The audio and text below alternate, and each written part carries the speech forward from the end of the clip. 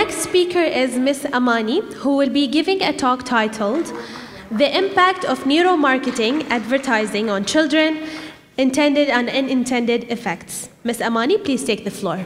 Assalamu alaikum. I would like to express my great gratitude for being here amongst you all. I'm truly humbled by this experience. My name is Amani Al Abbas, as Ms. Huda presented me. I'm a bit tall, I need this, okay. We are always advised at Brunel University, which I'm part of, I'm a PhD student, we are always advised to tell our story. So I will begin by saying that my story began back in 2012 when I held my little son with like the weight of 3.3 kgs in my hand, and I started thinking that one of the legacies that we are going to leave behind on this earth is our children. So we have to prepare them well, protect them well, and also make sure that whatever they intake, whether it is physically or mentally, should be proper. As a researcher and as a marketer as well, we are exposed to the latest trends and technologies in marketing.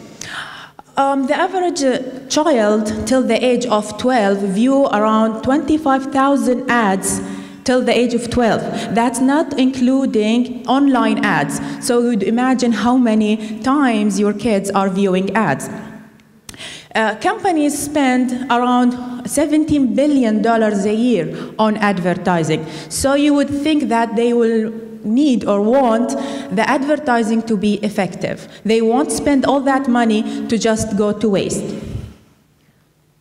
Okay. Oops, it's not working. I can do this from here. Okay, so over the years, marketers have aimed at better anticipating effectiveness of advertising. As Moran states that more companies are interested in new technologies in order to enhance their ads. The big companies are following the hot trend of using technology in order to better understand consumers.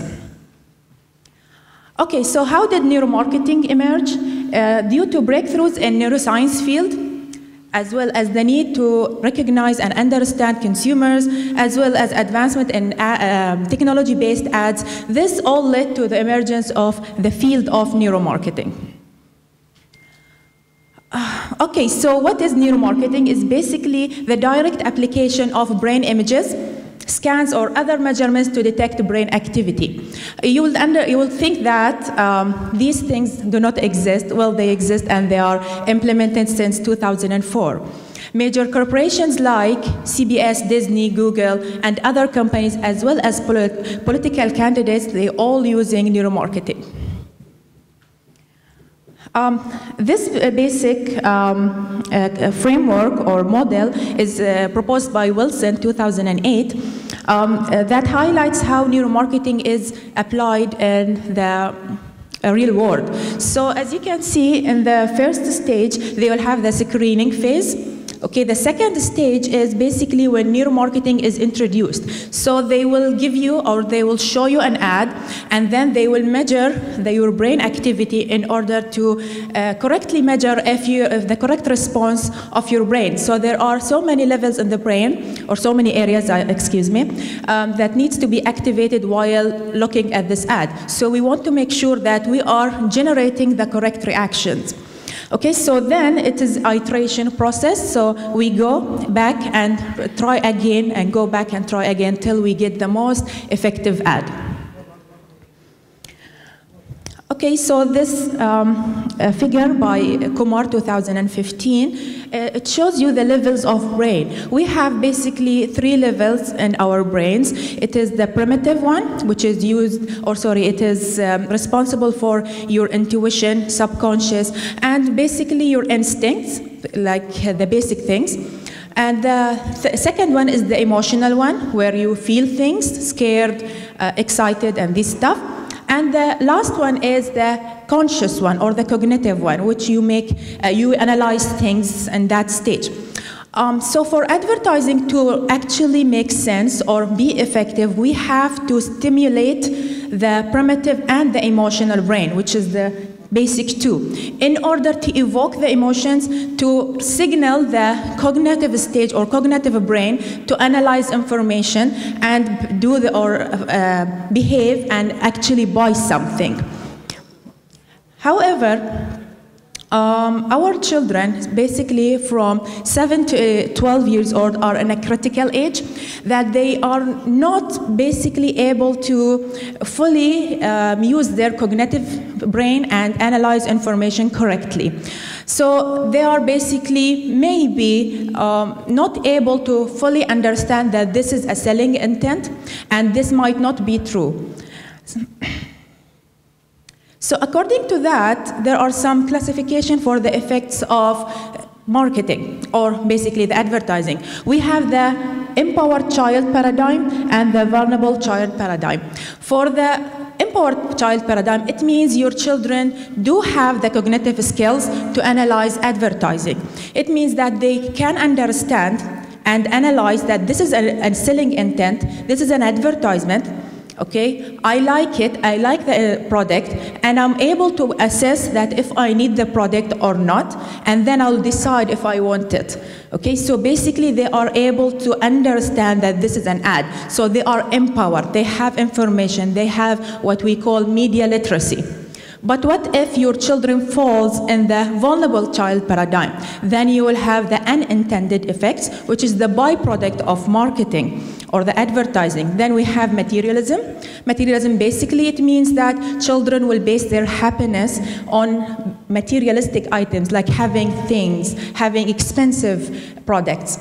The second one is parent-child conflict, is when you deny them a product or you tell them no, you will not have it. So it will create a conflict. They will say, well, you don't love me, mommy, you don't love me, daddy. Okay, all my colleagues, they have it, all my friends, they have it. Why are you not giving to me?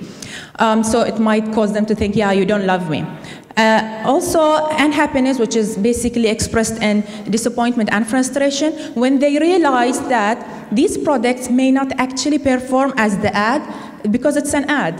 Okay, they think these things will solve problems, or they'll actually perform like the ad, and then they get disappointed when they get the product.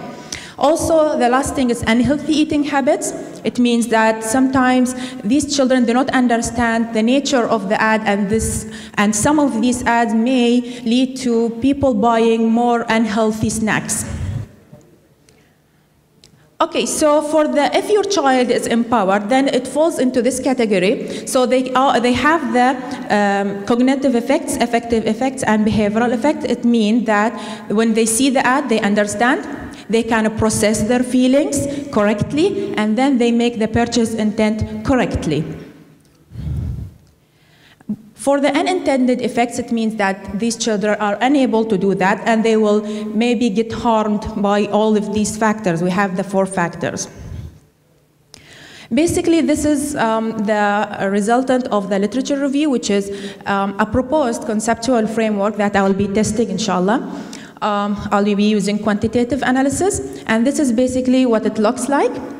We have the exposure to neuromarketing ads, and we have moderators, age, gender, and income of the family, and we have 2 dependent variables, which they have 2 categories, the intended and unintended effects of neuromarketing. So I'm testing that in the context of neuromarketing.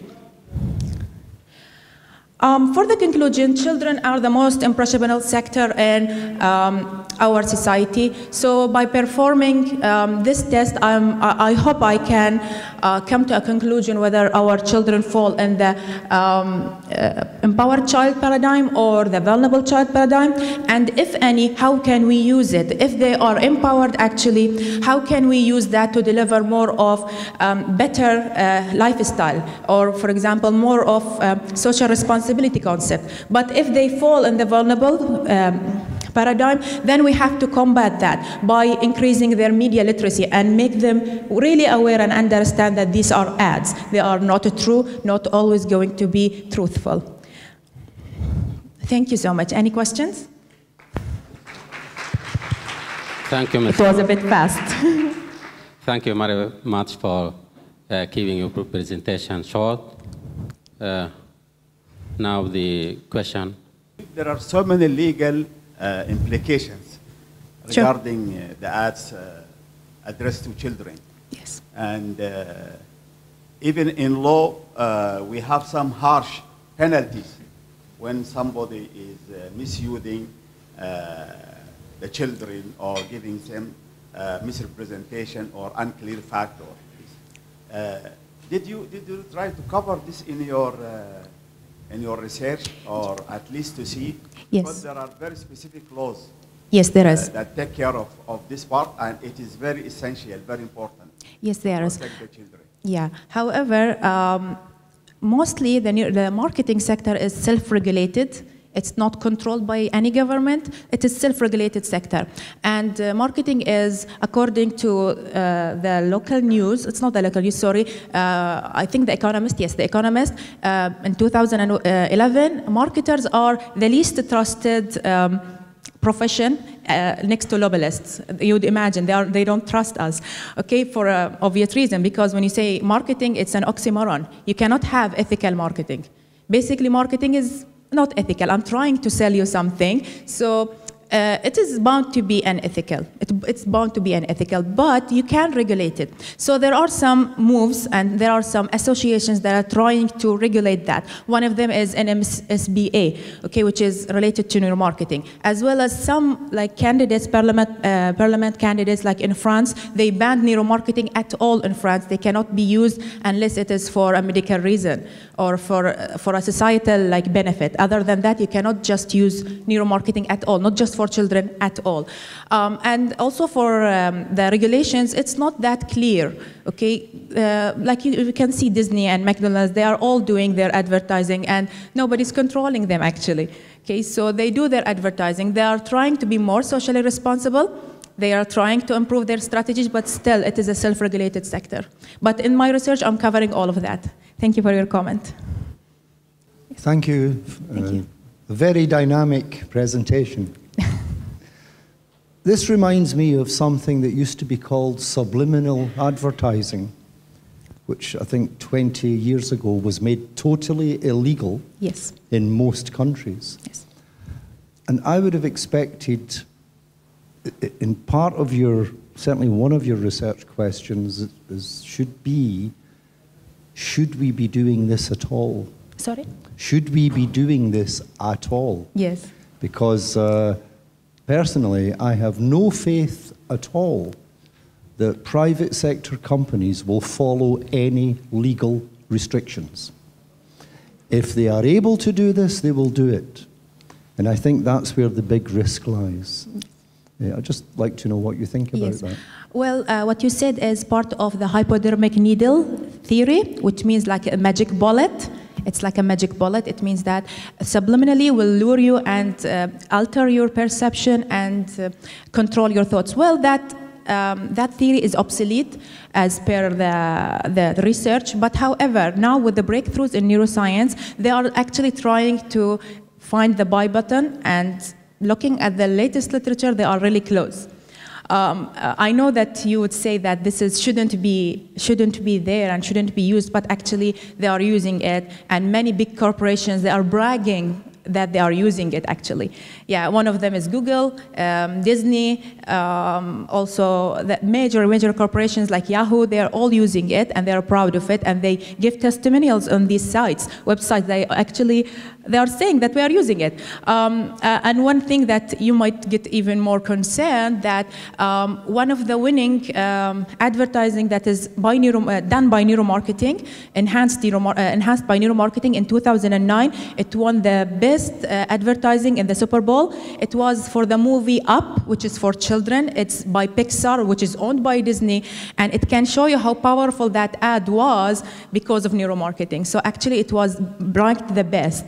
So yeah, it has been done, it's been doing, but I'm trying in this at least research, if I prove that actually there is a byproduct of marketing, that it's not good, maybe it will spark a change in the the political side or even the social side, that they can do something to restrict that or maybe enforce the code of ethics.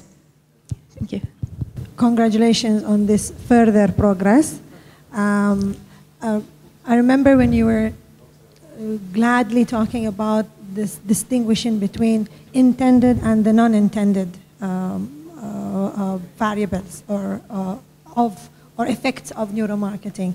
So can you explain which one is more, or you would feel more towards a contribution of your PhD, and which one is less because it's already known or there? Can you?